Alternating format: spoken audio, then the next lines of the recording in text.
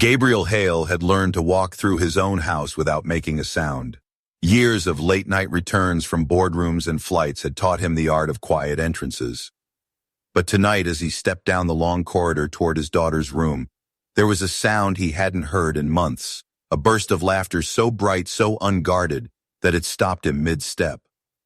It wasn't the polite chuckle Sophie had learned to offer when adults tried too hard. This was real, alive. The kind of laughter that belonged to a little girl who had never heard the word chemotherapy. Gabriel's fingers tightened around the leather handle of his briefcase. He moved closer, careful not to disturb whatever magic was unfolding on the other side of the door. Through the narrow gap, he saw her, Luna Morales, the new housekeeper, in a crisp blue uniform and bright yellow gloves, twirling a feathered duster as if it were a conductor's baton. But it wasn't just the duster, it was the way she moved, spinning lightly on her toes, dipping low, then shooting upright as if she were casting a spell into the air. Her voice was low and animated, full of wonder. "And now," she announced, "the brave captain will sail her ship across the galaxy of glowing stars." Sophie, propped against a sea of pillows, clapped her thin hands, her cheeks flushed with life. A headscarf covered her bare scalp, but in that moment she looked like the healthiest child in the world. Her eyes, dulled for months, shone like glass catching the morning sun. Gabriel's throat tightened. He couldn't remember the last time he had seen that light, not since the first round of chemo had drained her energy, leaving the house wrapped in silence thick enough to choke on. Luna leapt in place, her voice changing pitch. "But wait! A meteor shower approaches! Quick, Captain, raise your shield!" She turned the duster into a magic wand, hinting it toward Sophie, who giggled again, full and unrestrained, as if her body had forgotten it was supposed to be tired. The sound hit Gabriel like a blow to the chest. He didn't realize he'd moved until the heel of his shoe struck the hardwood with a sharp crack. His briefcase slipped from his hand and crashed to the floor. The magic broke instantly. Sophie froze, the laughter drained from her face, replaced by the wary, guarded look she'd worn for months. Luna stopped mid-spin, her smile faltering. She straightened quickly, brushing her apron as though she'd been caught doing something wrong. "I'm sorry, Mr. Hale," she said softly, her tone respectful but laced with an almost imperceptible fear. "I was just cleaning the room. She asked me to—" Gabriel raised a hand, still struggling to steady his voice. "Don't apologize." Luna blinked, clearly surprised. "Whatever you were doing," he continued, "keep doing it, exactly like that." For a heartbeat, the room stayed suspended in silence. Then Sophie's lips curved just slightly. Luna's eyes softened, and in them Gabriel saw something he hadn't seen in anyone for a long time, someone who wasn't looking at Sophie with pity, but with possibility. He didn't know who this woman really was or why she had the power to make his daughter forget, even for a moment, that she was sick. But he knew one thing: he wasn't going to let that light disappear again. And somewhere, deep in the quiet part of his mind, a question formed, the kind that keeps a man awake long after the house has gone still. Who exactly was Luna Morales? And why did it feel, standing there in the doorway, that she was about to change everything? Gabriel barely slept that night. He had tried. He had done the usual things, reviewed the quarterly projections on his tablet, read the same paragraph of a business article 3 times, stared at the ceiling while the city lights bled through the blinds. But every time he closed his eyes, he heard Sophie's laughter again. The sound replayed like a melody he hadn't realized he'd forgotten. At 3 in the morning, he gave up trying.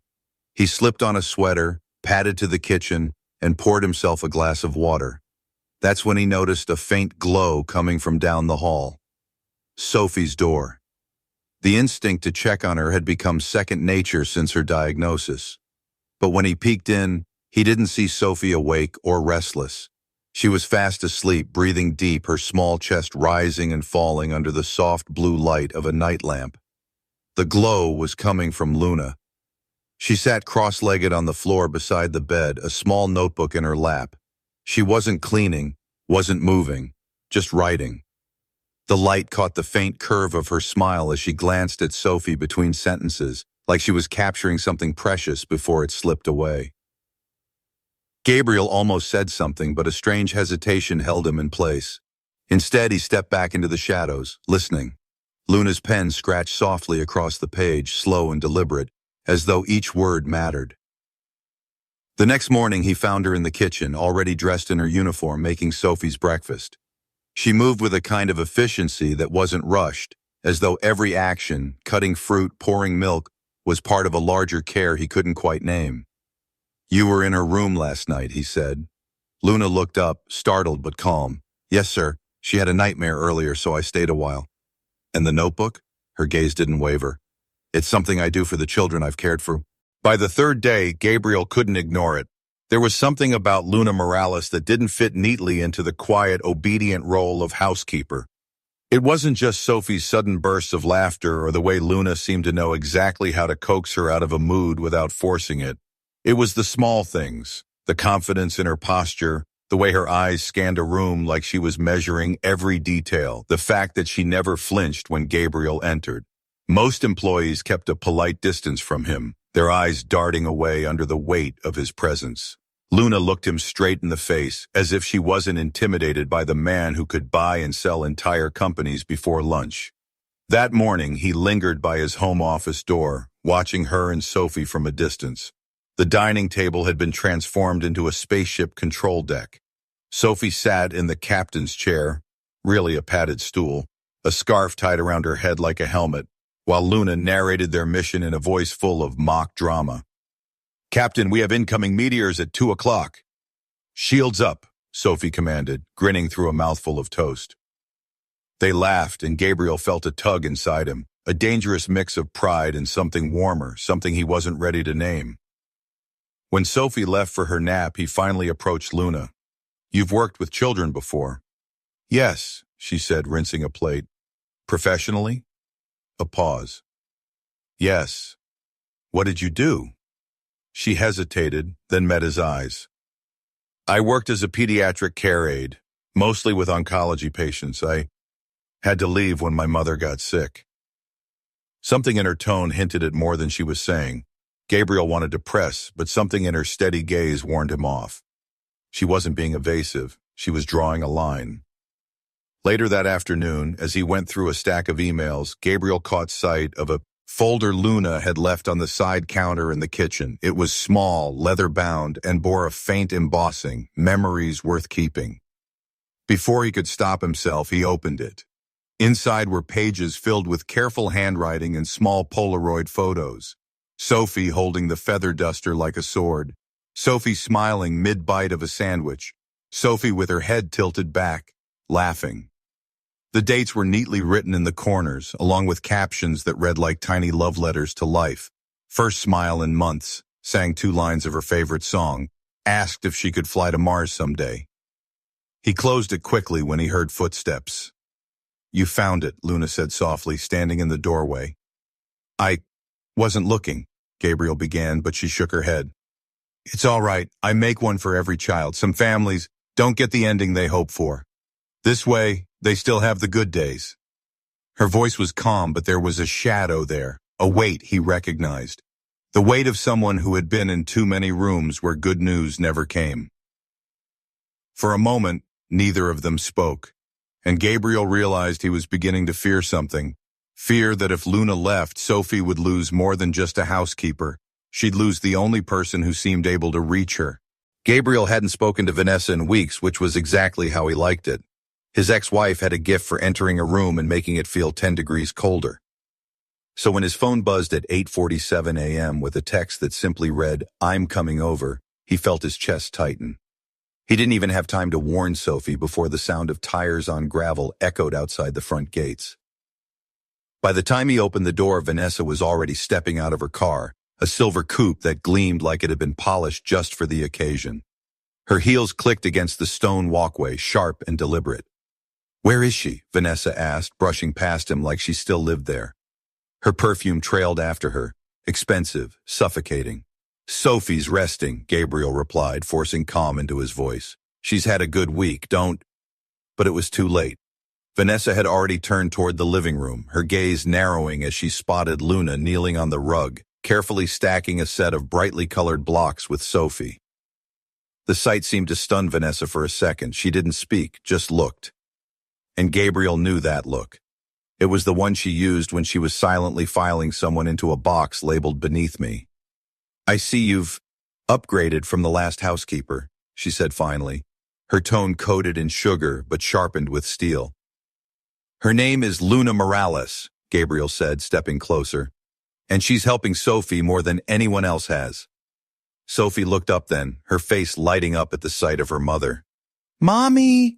Luna taught me how to make a space castle." The words hung there like a spark in dry grass, innocent but enough to ignite something in Vanessa's eyes. Her smile was too tight.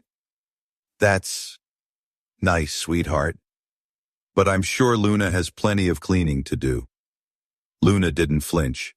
She simply smiled at Sophie and said, "We'll finish later, Captain, before gathering the blocks." It was graceful, almost too graceful, like she knew she was being tested and refused to fail. After Sophie skipped off to fetch her sketchbook, Vanessa turned on Gabriel. "You're letting the help play games with her now?" she hissed in a low voice. "She's not just the help," Gabriel said. "She's the first person who's made Sophie laugh in months." Vanessa's laugh was humorless. "That's not her job, Gabriel. And you're too smart to think people like that don't have an angle." "People like what?" Vanessa didn't answer. She just gave him a long, knowing look before glancing toward the kitchen, where Luna was now humming quietly as she washed Sophie's breakfast plate. "Watch her," Vanessa said finally, her voice almost a whisper. "They get close, they get trusted, and then they take what they want. You'll see." And just like that, she grabbed her bag, kissed Sophie goodbye, and left, leaving behind a silence thick with suspicion. But what unsettled Gabriel wasn't Vanessa's warning. It was the fact that, for the first time in years, he didn't trust her judgment. The house was still when Gabriel left for a meeting that afternoon, Sophie napping upstairs. Luna moved through the kitchen with her quiet efficiency, wiping down counters, humming the same soft tune Sophie liked. She didn't hear the front door open. Vanessa had a way of entering without announcing herself. From the corner of her eye, Luna caught a flicker of movement near the hallway. She stilled, cloth in hand, as Vanessa's voice drifted in, low, clipped. "Yes, I told you, she's here all the time. No, Gabriel's not seeing it yet. But I will not let some maid wedge herself into my daughter's life." A pause. A sharper whisper. "People like her always want something. Trust me, I know the type." Luna's grip tightened on the damp cloth, water dripping onto the marble. Her first instinct was to retreat, but then she noticed the way Vanessa had angled herself in the doorway, facing away from the kitchen, thinking she was alone. Luna's phone was in her apron pocket. She slid it out slowly, pressed record, and let it capture every poisoned word. "I don't care if she's making Sophie laugh," Vanessa continued. "It's manipulative. She's building trust so she can use it. I've seen it happen. It's only a matter of time before she asks for money, or a favor, or worse." Luna's heartbeat thudded in her ears, not because of the insult, she'd lived through worse, but because of the sheer certainty in Vanessa's tone. This wasn't just idle dislike. This was the beginning of a campaign. When Vanessa finally clicked off the call, Luna turned back to rinsing the cloth as if she'd never paused. She could feel Vanessa's gaze on her back. "Luna," Vanessa said in that too bright voice, "how's Sophie today?" "She's resting, ma'am. She had a lot of energy this morning," Luna replied, her tone respectful but steady. Vanessa stepped closer, her heels tapping against the floor. "Good. Keep her we don't want her overexerting herself." The way she said it made Luna's stomach knot. Sophie was already so still most days. Why would a mother not want her child to grab every moment of joy she could? As soon as Vanessa left, Luna pulled out her phone and replayed the recording. It wasn't much yet, just venom disguised as concern, but it was proof of intent. She saved it to a secure folder she used for important documents. For now, she wouldn't say a word to Gabriel. But the rules had changed. She wasn't just a housekeeper anymore. She was now the quiet guardian of a little girl's joy, and she was prepared to protect it from anyone, even Sophie's own mother. By the third week, Gabriel could no longer ignore it. Every morning, he would find Sophie propped up in bed, a book in her lap or leaning against her pillows coloring, small signs of energy he hadn't seen in months. Her cheeks were still pale, but there was a faint flush now. Her eyes didn't have that endless faraway glaze. And she talked more. Not just a word or two when asked a question, but little bursts of curiosity. "Dad, did you know starfish can regrow their arms?" she blurted one night over dinner, crumbs of bread still on her lips. He smiled, stunned. "No, I didn't know that. Who told you?" "Luna," she said matter-of-factly, as if Luna had always been part of their lives. Gabriel glanced toward the kitchen where Luna was moving quietly between the counters. She didn't notice him watching. She was too busy humming that same soft tune, chopping strawberries into neat halves for Sophie's dessert. It was undeniable. Sophie was lighter around her. She ate more. She slept better. She even laughed. Not all the time, but enough that Gabriel had begun to hope again. But if he'd noticed, so had Vanessa. That evening, when Luna had stepped out to put away laundry, Vanessa leaned across the dinner table. Her voice was casual, but her nails tapped against the wine glass like little warning bells. "She's with Sophie too much," she said. Gabriel frowned. "Luna, that's her job." "Her job is to keep the house in order, not play nursemaid," Vanessa replied, taking a sip of wine. "Sophie needs professional care. This over-familiarity isn't healthy." Gabriel set down his fork. "Sophie's happier. That is healthy." Vanessa's smile didn't reach her eyes. "You think she's just doing this out of kindness?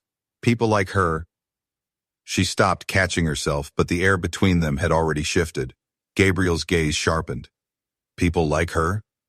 She busied herself with her napkin. "Never mind, just don't let Sophie get too attached."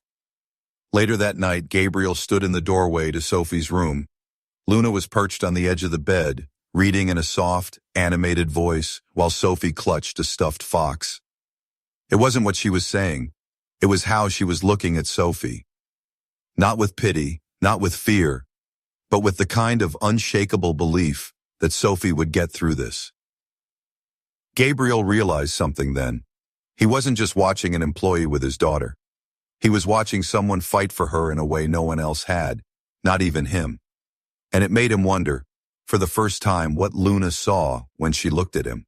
The first move was small enough to look harmless. Vanessa started leaving little reminders for Luna on the kitchen counter, notes written in looping, elegant script. "Don't forget to wipe down the silver before guests arrive. Sophia's laundry should be folded with lavender sachets. Delicate skin needs care. Housekeepers should always avoid personal conversations with the family. Professional boundaries are important." Gabriel saw them. He didn't say anything at first, but the last one stayed in his mind like a thorn. One evening, when he returned early from work, he caught the tail end of a conversation. Vanessa was in the hallway, her voice low, but the tone unmistakably sharp. "You need to remember your place here, Luna. This is a home, not a daycare center." Luna didn't flinch. Her hands were folded neatly in front of her, her chin lifted just slightly. "Sophie asked me to read with her today. She was tired after treatment. I didn't think you'd mind." "I do mind," Vanessa replied, each word clipped. "You're not here to build attachments. Children in Sophie's condition." She stopped herself, her eyes darting toward Gabriel, who had stepped into view. The air froze. "What condition is that?" Gabriel asked quietly. Vanessa recovered quickly, plastering on a smile. "You know what I mean. She's vulnerable. She needs stability." Gabriel looked at Luna. There was no fear in her expression, but there was something else, a deep, aching sadness, like she'd seen this scene before in another house, with another child. Later that night, after Sophie had fallen asleep, Gabriel found Luna in the laundry room, folding towels. The hum of the dryer filled the silence. "You don't have to put up with that," he said. She glanced up. "With what?" "She's trying to push you out, I can see it." Luna's hand stilled on a white bath sheet. "It's not the first time someone's thought I didn't belong." Gabriel leaned against the doorframe. "Why do you stay?" Her answer was simple, but it hit him like a punch. "Because Sophie laughs when I'm here." Something inside him shifted. That night, for the first time, Gabriel began to wonder if the real threat to his daughter's recovery wasn't her illness at all. The attack came dressed as kindness. Vanessa swept into the kitchen one morning carrying a wicker basket lined with silk. "I brought something special for Sophie," she announced, setting it on the counter with a flourish. Inside were hand-sewn dolls, delicate and pale, their faces painted with tiny smiles. "These," Vanessa said, "are to keep her company while you're busy, cleaning." She gave Luna a glance that was sweet on the surface but sharp underneath. Gabriel, sipping coffee at the breakfast island, caught it. "That's thoughtful," he said, but his voice held no warmth. When Sophie returned from her hospital visit later that day, she reached for her favorite scarf, the rainbow one Luna had given her. It was gone. So was the little music box Luna had found in an antique shop. Sophie's eyes darted around the room. "Where are my things?" Luna looked too. The scarf wasn't in its usual place. The music box wasn't on the windowsill. "I'll find them, Princess," she promised. That evening she did. Both were crammed at the bottom of a garbage bag in the garage. The music box was cracked. Luna's breath caught. She knew exactly what this was, a warning. But she didn't take the bait. She retrieved the scarf, smoothed it gently, and carried it upstairs as if nothing had happened. When she tucked Sophie into bed, she wrapped the scarf around the little girl's neck. Sophie smiled sleepily. "You found it. I told you I would." Down the hall, Vanessa stood in the shadows, watching. That night, when the house was still, Luna sat at her small desk in the attic suite, opened a notebook, and wrote down everything: dates, times, details. Then she slipped the cracked music box into a shoebox labeled Keep. She wasn't just holding on to Sophie's treasures, she was building a case. Gabriel had no idea yet, but soon he would. It started with a sound he couldn't unhear. Gabriel was on a late-night call in his office, running through projections for the next quarter, when a faint noise cut through the hum of his computer fans. A child's laugh, light, muffled, and unmistakable. Sophie's laugh. He froze. Sophie hadn't laughed like that in months, unless... He followed the sound down the hallway, his socked feet silent on the hardwood. It came from Sophie's room. He stopped in the doorway, unseen. Luna was sitting cross-legged on the floor, a blanket draped over two chairs to make a tent. Inside, Sophie was curled up with a flashlight, reading a picture book while Luna made sound effects. Whooshing winds, squeaky mice, the deep growl of a sleepy dragon. The girl's eyes were wide and alive. Her hairless head gleamed in the soft light, and there was color in her cheeks that hadn't been there in weeks. "You're getting so good at this," Luna whispered as Sophie mimicked the dragon's roar. Gabriel felt something shift in him. Not just gratitude, something deeper, sharper. This was more than kindness. This was connection. And he hadn't seen it because he'd been too busy solving problems on spreadsheets. He lingered there, letting the moment burn itself into his mind. But then a shadow moved behind him. "Gabriel?" Vanessa's voice, low and cool. She stood with her arms crossed, her gaze flicking past him to the scene inside. "This is inappropriate," she murmured. "It's bedtime, and she's overexcited." Gabriel turned to her. "She's happy. She needs rest." "She needs this," he said, his voice firmer now. Vanessa's lips tightened, but she didn't argue. Instead, she walked away, her heels clicking sharply on the floorboards. Gabriel stayed a moment longer, watching his daughter's world glow in the tense little cave of light. Then he went back to his office, shut the door, and for the first time in months, didn't open his laptop. He just sat there, listening to the echo of Sophie's laugh. And in the back of his mind, a question began forming. A dangerous, unavoidable question. If Luna could give Sophie something Vanessa never had, what else had he been wrong about? The air in the house began to change, subtle at first, like a faint draft you couldn't quite find. It started with little things. Sophie's sketchbook, the one Luna used to draw fairy worlds with her, disappeared from the nightstand. Gabriel found it 2 days later in the laundry room hamper. Then the music box Sophie kept by her bed stopped working, its wind-up key bent out of shape. Vanessa always had an explanation. "Sophie's things get misplaced. She's a child." Or, "That music box was cheap, probably broke on its own." But Gabriel noticed the way Luna would pause, her eyes darting toward Sophie, as if silently checking she was all right before letting the moment pass. One night, after a particularly tense dinner where Sophie refused to eat and Vanessa scolded her in clipped, cold tones, Gabriel went upstairs to find Luna sitting beside Sophie's bed. The girl's small hand was wrapped around Luna's fingers like an anchor. "She had a nightmare," Luna whispered, not looking up. "Something about the light going out forever." Gabriel's throat tightened. Sophie's metaphors had always been sharper than most adults. He crouched down on the other side of the bed. "The light's not going out, sweetheart. I promise." But Sophie's gaze shifted to Luna, not him, as if waiting for confirmation. And when Luna nodded, the girl's breathing steadied. That night, Gabriel lay awake replaying it. How instinctively Sophie trusted her. How quickly she'd sought her eyes instead of his. By the end of the week, Vanessa's remarks had turned sharper. "You're letting her interfere too much," she told Gabriel in the kitchen, her voice low but venomous. "This isn't her place." "She's helping," he countered. "She's replacing you." It was a cruel twist of words, but it lodged in his mind like a splinter. Later that evening, he heard faint murmurs from Sophie's room. Vanessa's voice, soft, barking. "You know, Luna won't be here forever. People like her. They leave." Gabriel stopped in the hallway, rage pooling in his stomach. Sophie didn't answer. He imagined her shrinking under the weight of those words. That was the moment Gabriel decided he needed to know the truth, not just about what Vanessa was doing, but about who Luna really was.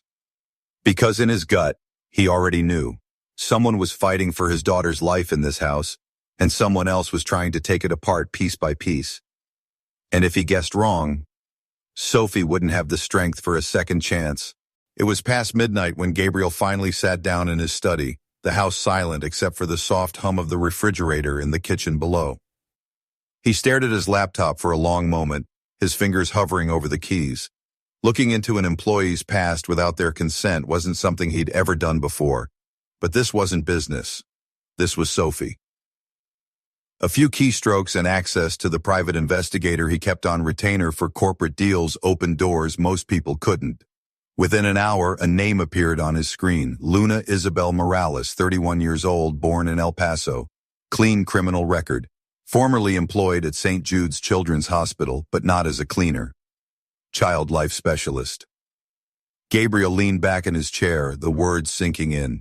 He didn't need to look it up. He knew exactly what that meant. It was a role designed to help children navigate serious illness through play, therapy, and emotional support. A highly skilled profession. Why had she left? The file told him. 3 years ago, she'd resigned to care for her mother, who'd been diagnosed with advanced ALS. After her mother's passing, Luna had taken odd jobs, until a domestic staffing agency had placed her in his home. Gabriel closed the laptop slowly, guilt pressing down on his chest. He had assumed she was just a housekeeper. In truth, she was exactly the kind of person Sophie needed.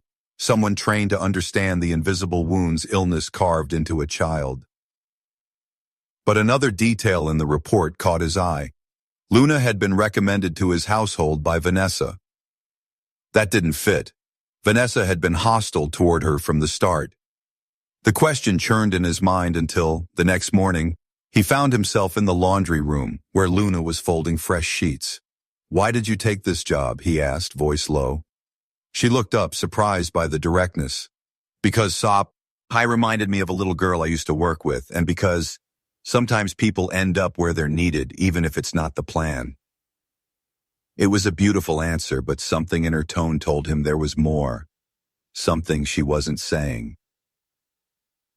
That afternoon, Gabriel overheard Vanessa on the phone in the garden. She was speaking in a clipped whisper, but he caught enough to freeze in place. "Yes, I wanted her here. I thought she'd be a distraction for Sophie, someone who'd burn out and leave, but it's not working. Sophie's getting stronger, and Gabriel is noticing." The rest was drowned out by the rush of blood in his ears. She had brought Luna here to fail. But instead, Luna had given Sophie something he couldn't buy, bribe, or invent, a reason to laugh again. Gabriel's hands clenched into fists. The battle lines were no longer invisible. The rain came in a steady drizzle that afternoon, streaking the Hale mansion's tall windows and turning the gardens into a watercolor blur. Sophie sat cross-legged on the rug in her room, cheeks flushed from laughter as Luna helped her build a sprawling blanket fort. Gabriel stood in the doorway watching the scene without announcing himself. He had learned in recent weeks that Sophie's joy was fragile, a thing that bloomed when left undisturbed, wilting at the wrong kind of attention. He stepped inside quietly and cleared his throat. Both heads turned toward him. "Could I borrow Luna for a moment?" Sophie pouted, but Luna gave her a reassuring smile. "I'll be right back, Starshine. Guard the fort until I return." Downstairs, Gabriel led Luna into his study and shut the door. The room smelled faintly of leather and cedar oil, the desk a fortress of neatly stacked papers. He didn't sit. "I know about St. Jude's," he began. Her brows lifted, but she didn't look away. "I thought you might, eventually. You've been doing far more than cleaning here," he said. "You've been reaching her in ways no one else has." He hesitated, jaw tightening. "Vanessa didn't hire you for that reason. She admitted she brought you here expecting you to fail." Luna's eyes softened, not with surprise, but with the weary acceptance of someone who'd heard worse. "I suspected," she murmured. "People like Vanessa see me and think they know my story." Gabriel stepped closer, his voice low but urgent. "She's escalating. She's trying to limit your time with Sophie, control what you do, even what you say. If we keep letting her, I'm afraid she'll undo all the progress you've made." Luna folded her arms. "So what do you want to do?" "I want to protect Sophie, and I think the only way is if we work together." For a moment they stood in the charged stillness of that pact forming between him. Then Luna nodded once. "Tell me what you need." They began with something simple, documenting. Every moment Sophie smiled, every meal she finished, every step she took without wincing, they recorded. Photos, notes, short videos, all time-stamped, evidence of her improvement. But they also began guarding Sophie in subtler ways. Gabriel adjusted his schedule to be home earlier. Luna altered her cleaning routine so she could happen to be near Sophie when Vanessa wasn't around. The walls of the house had always felt cold, but now they became a kind of battlefield. Vanessa circling, probing for weaknesses, Gabriel and Luna quietly reinforcing the defenses. One evening, as Gabriel was tucking Sophie into bed, she whispered, "Daddy, are you and Luna keeping a secret from Mommy Vanessa?" Gabriel froze, his heart aching at the question. "It's not a bad secret, sweetheart," he said gently. "It's a promise, to keep you safe and happy." Sophie's little hand found his. "Then I want to keep it too." And with that, the alliance was no longer just between Gabriel and Luna. Sophie was part of it now, small, fragile, but fiercely willing. Somewhere down the hall, Vanessa's heels clicked against marble. The sound was sharp, predatory. The war in the Hale house had truly begun. The gala was everything Vanessa loved. Bright lights, champagne flutes balanced in manicured hands, the hum of polite laughter weaving between the clink of silver trays. The annual Hale Foundation dinner had always been her stage, a place to flash diamond bracelets and perfect smiles, to remind Atlanta's elite that she was not just married to money, she was the embodiment of it. Gabriel arrived late, Sophie tucked safely at home with Luna. He had chosen to come only because the Foundation's board required his presence, but his mind was elsewhere, back in that warm blanket fort, in the sound of Sophie's laughter. Vanessa, however, saw an opportunity. Halfway through the evening, as Gabriel spoke with the mayor, she glided to the microphone at the edge of the stage. "Friends," she began, her voice sugar-coated and sparkling. "Tonight, as we celebrate generosity, I feel compelled to share a troubling matter, one that touches our home." The room stilled, champagne midway to lips. She told the story artfully, cloaking her venom in the language of concern. A housekeeper with a questionable past, overstepping her boundaries, manipulating a vulnerable child. "We must be careful who we allow into our most sacred spaces," Vanessa concluded, her gaze sweeping over the crowd. "After all, appearances can be deceiving." Polite gasps rippled through the audience. Gabriel's jaw tightened, his blood surged hot. By the time he reached her, the applause had begun, confused, hesitant, but there. "What are you doing?" he hissed under his breath.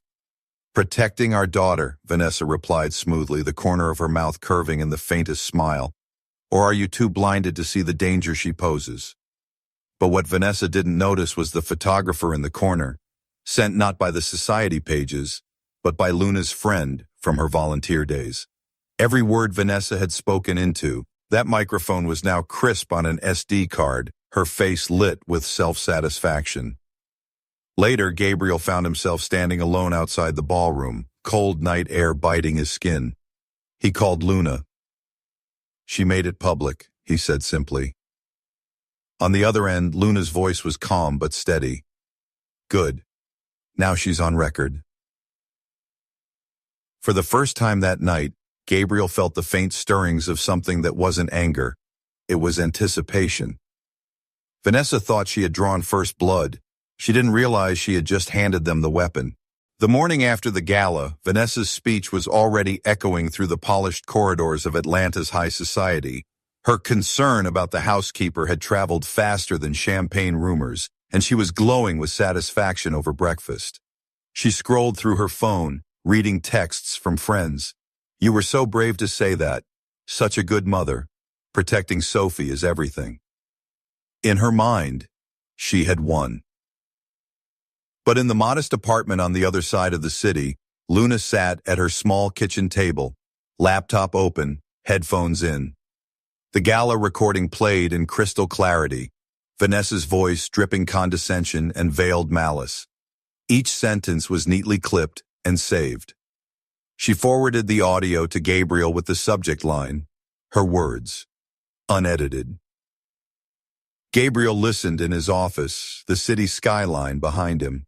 Every phrase was a dagger, one Vanessa thought was hidden beneath silk and pearls, but now it was stripped bare. "She can't say it was taken out of context," he murmured. "She gave us everything." Luna didn't waste time. She reached out to old contacts, parents of children she'd worked with in the hospital, advocates for families battling chronic illness, a quiet journalist she trusted. Without embellishment, she sent them the recording, along with a simple message. This is how she talks about the person who cares for a child with cancer. By afternoon, the audio was slipping into inboxes that mattered. A well-known pediatric nurse tweeted a line from Vanessa's speech, pairing it with a single pointed caption, "And this woman claims to champion children's health." Gabriel returned home to find Luna in the kitchen.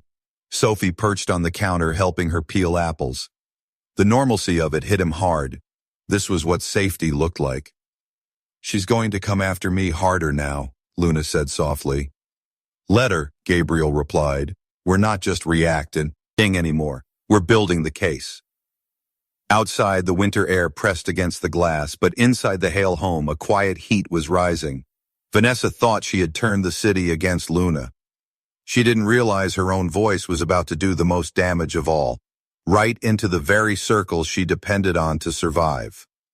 And Luna? She wasn't just defending herself anymore. She was preparing to reveal the part of Vanessa's cruelty that no one, not even Gabriel, was ready for yet. By the third day after the gala, Vanessa could feel it. Something in the air had shifted. The usual morning texts from her friends were slower to come. The compliments had thinned, replaced by cautious silence. At her favorite cafe, two women she knew from the junior league glanced her way, then quickly looked down at their cappuccinos. One even slid her phone across the table as if showing a secret. When Vanessa returned to her SUV, she checked her own messages and found the source. A clipped, 30-second audio file circulating quietly through Atlanta's upper crust. Her voice. Crystal clear. Saying things she'd said 1,000 times behind closed doors. About the help. About natural hierarchies. But never with this many ears listening. She played it again, hands gripping the steering wheel until her knuckles went white. There was no laughter now, no applause, just her words, floating in the air like smoke. By noon, the recording had spread beyond the private group chats. A well-known blogger posted it under the headline, "Charity Darling Caught Mocking Child's Caregiver at Gala." The article didn't name her yet, but the comments section was filling with people who recognized her voice. Gabriel read the post at his office desk, jaw tight. He didn't forward it to Luna. He didn't have to. She was already watching the ripples build. Vanessa's phone buzzed all afternoon with calls she ignored. Even her mother's voice on voicemail was stern. "Vanessa, you need to control this before it controls you." That evening, Gabriel came home to find Sophie sitting cross-legged on the living room rug, while Luna braided her hair.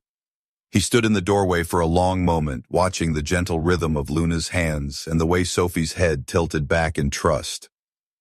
It was such a small, quiet scene, but in that stillness he saw the truth he had been avoiding.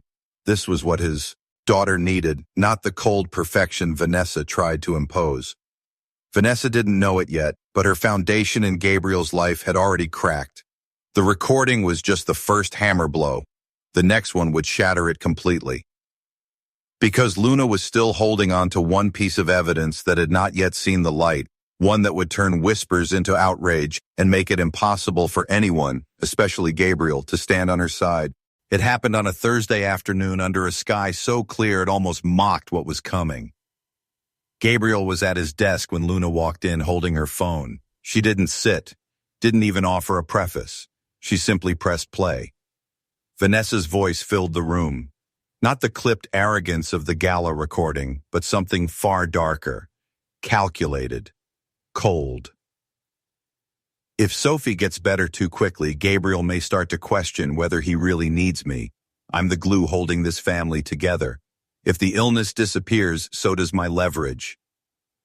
Gabriel's breath left him in one hard exhale. For a moment, his mind refused to process it. His wife, speaking about his daughter's cancer, not as a tragedy, but as a bargaining chip. Luna didn't flinch. "I've been holding this," she said softly, "because I needed to be sure. But after the last few days, Gabriel, she's hurting Sophie. Maybe not with her hands, but with her choices. She's blocking new treatments. I spoke to Dr. Patel. There's an option with better odds, and Vanessa dismissed it without even telling you." Something inside Gabriel snapped. Not the explosive rage of a man wronged, but the cold, surgical fury of a man who has finally seen the whole board. Within an hour, he was at the district attorney's office. By sunset, officers were standing in the marble foyer of his estate, their polished boots gleaming under the chandelier. Vanessa emerged from the dining room, her smile faltering as she saw the badges. "Mrs. Hale," the lead officer said, "you're under arrest for child medical negligence and harassment." The handcuffs clicked shut. The sound was small, but it seemed to echo through every corridor of the house. Vanessa turned to Gabriel, eyes wide with disbelief. "You're doing this to me? I'm your wife." Gabriel's voice was steady, almost calm. "No, you were my wife, but you were never her mother." At the top of two, he stares. Sophie stood in her pajamas, clutching the stuffed fox Luna had given her. She didn't understand the details, but she understood one thing. Luna was still here, and she was safe. 3 weeks later, Sophie started the new treatment. 3 months after that, she was in remission. The house felt lighter, not because the marble gleamed or the curtains were fresh, but because laughter had returned, echoing down the halls like sunlight. And in the quiet moments, Gabriel would catch Luna watching Sophie with that same gentle focus she'd had the day they first met, turning a feather duster into a magic wand, spinning hope out of thin air. Only now, she didn't have to pretend. Because she had done the impossible. She hadn't just saved his daughter's life, she had given it back to her.